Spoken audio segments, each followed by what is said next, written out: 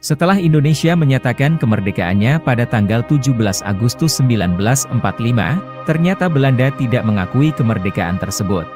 Bahkan Belanda ingin kembali menjajah Indonesia pasca kekalahan Jepang karena dijatuhi bom atom oleh Amerika Serikat.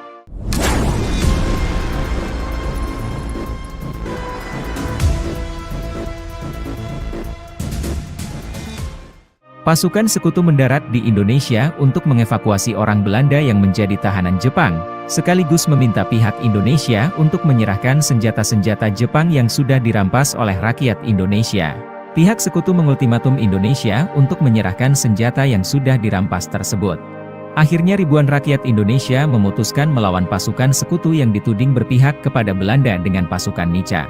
Lebih dari belasan ribu penduduk Surabaya dan sekitarnya tewas dalam pertempuran itu. Sejak era pemerintahan Presiden Soekarno, Indonesia telah menganugerahi gelar pahlawan bagi sejumlah tokoh-tokoh nasional, baik yang mengangkat senjata, tulisan atau pemikirannya untuk melawan penjajahan.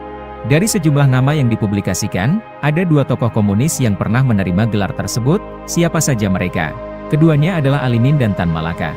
Mereka berdua adalah tokoh perjuangan sekaligus tokoh komunis pertama. Alimin bin Prawirodirjo dianugerahi sebagai pahlawan nasional berdasarkan SK Presiden nomor 163 tahun 1964 tertanggal 26 Juni 1964. Sejak remaja, Alimin aktif dalam pergerakan nasional. Dia pernah menjadi anggota Budi Oetomo, Sarekat Islam, Insulinde. Setelah berpisah dengan Sarekat Islam, Alimin bersama-sama dengan Semaoen dan Darsono mendirikan Perserikatan Komunis di Hindia, PKH, dan kemudian berganti menjadi Partai Komunis Indonesia, PKI. Alimin kemudian dipilih sebagai salah satu pemimpin dalam organisasi tersebut. Awal 1926, Alimin berangkat ke Singapura untuk berunding dengan Tan Malaka untuk mempersiapkan pemberontakan melawan Belanda. Belum juga menginjakkan kakinya di Indonesia, ternyata pemberontakan sudah dimulai pada 12 November 1926. Dia dan Musso ditangkap polisi Inggris. Setelah keluar dari penjara, Alimin pergi ke Moskow dan bergabung dengan Komintern. Di sana dia bertemu dengan Ho Chi Minh dan diajak ke kanton, Guangzhou. Saat itu, ia terlibat secara ilegal mendidik kader-kader komunis di Vietnam, Laos, dan Kamboja untuk melawan penjajah dan merebut kemerdekaan dari jajahan Prancis. Dia kembali ke Indonesia pada 1946 setelah naskah proklamasi dibacakan. Dia kembali bergabung dengan PKI, sebagai tokoh senior. Sempat menjadi anggota konstituante di era Orde Lama. D.N. Aidit menghidupkan kembali PKI di awal tahun 1950-an dan menjadi ketua komite sentralnya. Namun Alimin tak diajak bergabung. Alimin lalu meninggal tahun 1964. Tan Malaka juga merupakan salah satu tokoh berpengaruh, baik dalam pergerakan Indonesia maupun komunis. Pria bernama asli Ibrahim gelar Datuk Sultan Malaka ini semula bergabung dengan Sarekat Islam. Di organisasi inilah dia ditawari untuk bergabung dengan PKI. Akibat rongrongan Semaoen dan Darsono, kemudian pecah menjadi Si Putih dan Si Merah. Disinilah awal bergabungnya Malaka bersama PKI. Akhir 1921, dia diangkat menjadi ketua PKI menggantikan Semaoen yang meninggalkan Indonesia menuju Moskow, Uni Soviet.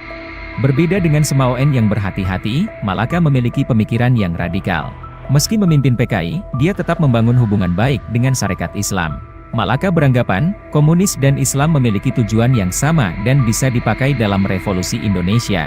Sebuah pemikiran yang bertentangan dengan kelompok komunis di Barat, mereka menganggap agama adalah alat oleh kelas penguasa. Pemikirannya yang radikal membuatnya ditangkap pemerintah Hindia Belanda. Dia lantas ditangkap saat mendatangi sekolah yang didirikannya dan dibuang ke Kupang. Namun, dia meminta agar dibuang ke Belanda. Di negeri kincir angin itu, dia bergabung dengan Partai Komunis Belanda, dan sempat menjadi kandidat terkuat mengisi kursi kepemimpinan di organisasi itu. Setelah itu, dia pernah mendatangi beberapa negara sebelum kembali ke Indonesia.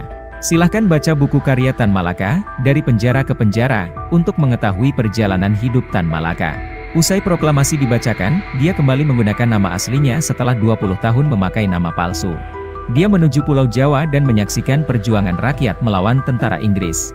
Dia melihat adanya perbedaan cara pandang terhadap bentuk perjuangan antara rakyat dengan pemerintah. Dia menganggap pemerintah terlalu lemah menghadapi bangsa Barat. Tan Malaka terkenal dengan sikapnya yang tidak mau kompromi terhadap penjajah. Merdeka 100% menjadi tujuan hidupnya untuk menjadikan rakyat Indonesia benar-benar sejahtera. Dia pun mendirikan Persatuan Perjuangan, dan menggabungkan 140 organisasi kecil tanpa mengundang PKI. Dalam sebuah kongres, organisasi bentukannya hanya menginginkan kemerdekaan sebagai satu-satunya solusi, mendesak Soekarno-Hatta memenuhi harapan rakyat dan menasionalisasi perusahaan perkebunan dan industri asing.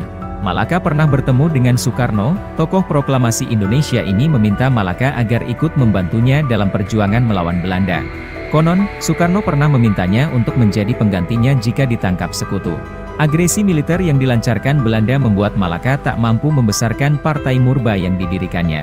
Tujuan utamanya adalah menjadikan Indonesia merdeka 100% tanpa harus beramah tamah terhadap maling yang menjajah dan mengeruk sumber daya alam kita. Dengan alasan tersebut makanya dia tak mau bernegosiasi dengan Barat demi kemerdekaan Indonesia. Hidupnya berakhir akibat ditembak mati pasukan TNI ketika sedang bertahan saat menghadapi serangan Belanda. Dalam keadaan terluka, dia berjalan ke sebuah pos TNI dan tewas akibat peluru dari saudara sebangsanya sendiri tepatnya pada 21 Februari 1949. Dia ditembak mati oleh Letda Sukotjo dari Batalion Sikatan.